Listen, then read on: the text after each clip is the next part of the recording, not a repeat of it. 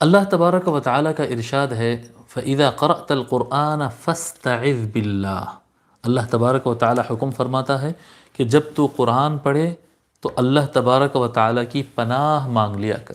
فَاسْتَعِذْ بِاللَّهِ، فَاسْتَعِذْ، اللہ تبارک و تعالیٰ کی پناہ مانگ. جی، اعوذ باللہ من الشیطان الرجیم ہم پڑھتے ہیں، فاستعذ باللہ من الشیطان الرجیم اللہ تعالیٰ کا حکم ہے تو ہم پڑھتے ہیں اعوذ، فاستعذ باللہ اللہ سے کی پناہ مانگ. اعوذ میں مانگتا ہوں، اعوذ میں پناہ مانگتا ہوں، عاذ یعوذ سے. جی، میں باللہ اللہ تعالیٰ سے با کا معنی جو ہے یہ مختلف معانی کے لیے آتا ہے. اللہ کے ساتھ بھی آتا ہے، کے ذریعے بھی آتا ہے، سے بھی آتا ہے، یعنی اللہ سے مانگتا ہوں، اللہ تعالیٰ سے میں مانگتا ہوں. کیا مانگتا ہوں؟ جی، اللہ تعالیٰ سے میں مانگتا ہوں اس کی پناہ، اللہ تعالیٰ سے میں طلب کرتا ہوں، اللہ تعالیٰ کی پناہ میں طلب کرتا ہوں. کیوں طلب کرتا ہوں؟ من الشیطان، من سے، کس سے پناہ مانگ رہے ہیں؟ کون سی چیز ہے؟ کیا چیز ہے وہ خطرہ جو ہے؟ وہ ہے شیطان. شیطان کس کو کہتے ہیں صاحب؟ شیطان شیطانہ سے بنتا ہے یہ لفظ. اس کا مطلب ہوتا ہے سرکش، بدماش، شریر. جی، بدماش اور سرکش یہ شیطان کا اصل نام نہیں ہے. اصل نام تو ابلیس ہے نا. آپ تو پتہ ہے، آپ حضرات کو تو پتہ ہے نام اس کا ابلیس تھا. جی، نام اس کا ابلیس تھا، لیکن وہ جو ہے شیطانت کیا اور وہ شرارت کیا، بدماشی کیا، تو اس کا نام جو ہے شیطان اللہ تبارک و تعالیٰ نے بدماش فرمایا. اعوذ باللہ من الشیطان، میں بدماش سے اللہ کی پناہ مانگتا ہوں، اللہ تعالیٰ کی حفاظت مانگتا ہوں.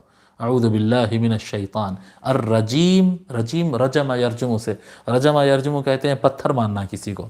جب حج پہ جاتے، ابھی حج کے دن گزرے، بولتا رمی جمرات بولتے، جمرات کے مقام پہ رجم کرتے ہیں، کنکر مارتے ہیں، پتھر مارتے ہیں. تو رجم کا پتھر مارنا، اور رجیم کہتے ہیں جس پر پتھر مارا جاتا ہے اس کو، یعنی جس پر پھٹکار ہو، جس پر پھٹکار ہو، جس کو ہکالا دھتکار دیا جاتا ہے، پھٹکار جس کے اوپر بھیجتے ہیں اس کو رجیم کہتے ہیں. اعوذ باللہ من الشیطان الرجیم. جی، میں اللہ کی پناہ مانگتا ہوں شیطان رجیم سے، دھتکارے ہوئے بدماش سے میں اللہ تبارک و تعالیٰ کی پناہ مانگتا ہوں. جی، اس میں سید عبد القدیر محمد عبد القدیر صدیقی رحمۃ اللہ علیہ بحر العلوم فرماتے ہیں میں اللہ کی پناہ لیتا ہوں مردود پھٹکارے ہوئے شیطان سے. ٹھیک ہے، اب یہ اعوذ باللہ پڑھنے کی حکمت کیا ہے وہ آج پڑھ لیتے ہیں ہم. اعوذ باللہ پڑھتے وقت چند چیزوں کا خیال رکھنا. چند چیزوں کا خیال رکھنا. وہ کیا ہے؟ شیطان میں اور ہم میں قدیم آبائی دشمنی ہے. شیطان میں اور ہمارے دشمنی ہے، یاد رکھو. ہمارے کو وہابی دشمن یاد ہے، شیعہ دشمن یاد ہے، ہندو دشمن یاد ہے، اہل حدیث دشمن یاد ہے، اور عیسائی دشمن یاد ہے، اور ہر جس کو اللہ تبارک و تعالیٰ فرمایا ان الشیطان لکم عدو فاتخذوہ عدوا، شیطان تمہارا دشمن ہے، تم بھی اس سے دشمنی کرو، شیطان کو دشمن مانو. وہ شیطان کو ہم بھول جاتے ہیں. نہیں، فرماتے ہیں کہ شیطان میں اور ہم میں، یاد رکھنا کہ شیطان میں اور ہم میں قدیم دشمنی، آبا و اجداد سے یہ دشمنی چلے آ رہی ہے. جب اس نے بابا آدم کو وسوسے میں ڈال کر جنت سے نکالا تو کیا ہم کو سہولت سے جنت میں جانے دے گا؟ جو جنت میں تھے ان کو وسوسے ڈال کر باہر نکال دیا، تو کیا شیطان ہم کو سیدھا جنت میں جانے دے گا؟ نہیں. یہی وجہ ہے کہ جب کبھی قرآن کریم پڑھنا ہوتا ہے تو پہلے شیطان کیا کہتے ہیں، شیطان سے اپنے آپ کے تحفظ کا انتظام کرنا ہے. ٹھیک ہے، اور یہ بھی یاد رکھنا، دوسرا پوائنٹ بتاتے ہیں حضرت قبلہ کہ شیطان پڑھا لکھا تعلیم یافتہ دشمن ہے. جاہل دشمن اتنا نقصان نہیں پہنچا سکتا ہے، ویل ایجوکیٹڈ، تیاری ساتھ، پلاننگ کے ساتھ جو ہوتا ہے وہ بہت زیادہ نقصان پہنچاتا ہے. اس کے شر سے بچنا مشکل کام ہے. ہم شیطان کو ایزی سمجھتے ہیں، بس اعوذ باللہ پڑھ لیے، بھاگ جاتا ہوں، ختم ہو گیا. نہیں، مانو شیطان چھوٹی چیز نہیں ہے. شیطان بہت خطرناک ہے. شیطان سے فائٹ کرنا بہت مشکل کام ہے، وہ مشکل کام ہے. ٹھیک ہے، شیطان نظر نہیں آتا ہے، گھات میں بیٹھا کام کر رہا ہے. شیطان چھپ کر اٹیک کرتا ہے.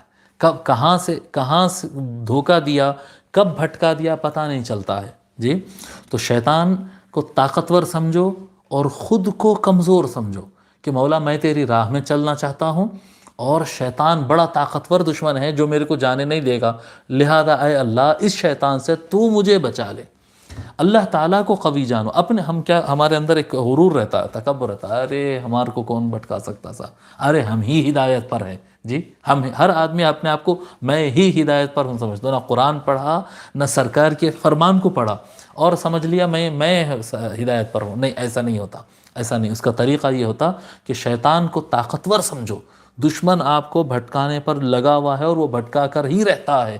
اے اللہ اس سے میں ڈائریکٹ نہیں لڑ سکتا ہوں، تیری پناہ مانگتا ہوں، تیری پناہ مانگتا ہوں، تو مجھے محفوظ فرما دے. اعوذ باللہ من الشیطان الرجیم.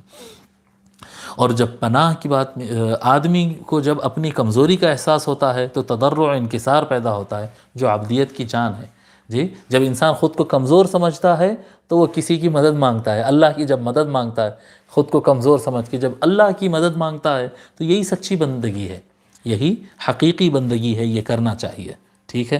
اور اگر جب اللہ کی پناہ مانگتے ہیں تو ایک شریف انسان جو ہوتا ہے، ایک اچھا انسان، اس کا معاملہ تو یہ ہوتا ہے کہ دشمن بھی اگر گھر آ جائے اور پناہ مانگ لے، جی سیدنا امام زین العابدین علیہ السلام کے پاس دشمن بھی آ کر عرض کرنے لگے تھے کہ لوگ مار رہے ہیں، بچا لیجئے، میرے فیملی کو بچا لیجئے، تو انہوں نے ان کو بھی پناہ دے دیا.